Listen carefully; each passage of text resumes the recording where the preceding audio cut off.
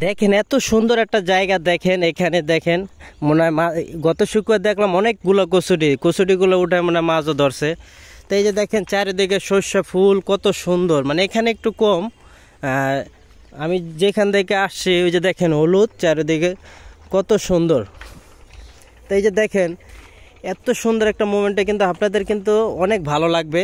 তা আপনারা অনেকেই বলেন যে ভাই ঘোরার তো জায়গা পাই না, এই যে এরকম সুন্দর জায়গায় কিন্তু আপনারা, ঠিক আছে, এরকম সুন্দর সুন্দর জায়গায় কিন্তু আপনারা আইসা কিন্তু ঘুরতে পারেন আপনাদের ফ্যামিলির সবাইকে নিয়ে। এই যে অনেক ভাইরা অনেক বোনেরা দেখা যায় ঘুরতে আসতেছে, এখনও সূর্য ডোবা ডোবা ভাব, তারপরও আসতেছে কেন, মানে মানুষের ঘোরার তো মানে শেষ হয় না।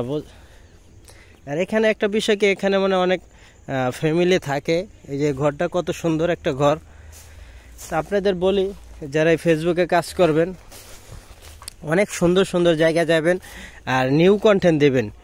নিউ কন্টেন্ট দিয়া তারপরে ভিডিওগুলা ছাড়বেন, সেই ভিডিওগুলা কিন্তু অনেকে দেখবে। তো এই যে দেখেন আমি যে আসলাম, তাই একটা ব্যাপার বলি যে এখানে যে আপনারা যদি আসেন বেশি ভিতরে যাবেন না, দেখা যায় কি বোঝেনি তো মানুষ অনেক খারাপ পোলাপান আছে, দেখা যায় কি পাইলে ফোন টোন হয়তো রাইখা দিতে পারে। তা দেখা যায় কি আপনারা একটু সতর্কভাবে চলাফেরা করবেন।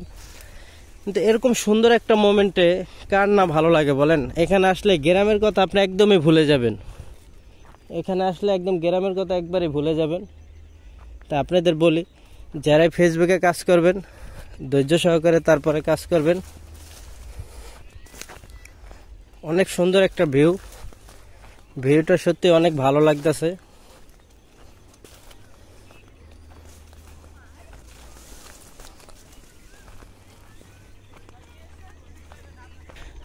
তা দেখেন কত সুন্দর সরষে ক্ষেতগুলো দেখতে সত্যি অনেক সুন্দর লাগে। মানে সরষেগুলো কিন্তু বড় হয়ে গেছে, হয়তো মাছ দেওয়ার ভিতরে আবার মনে করেন পাইকেও যেতে পারে, এগুলো ফুলগুলা পড়ে যাবে।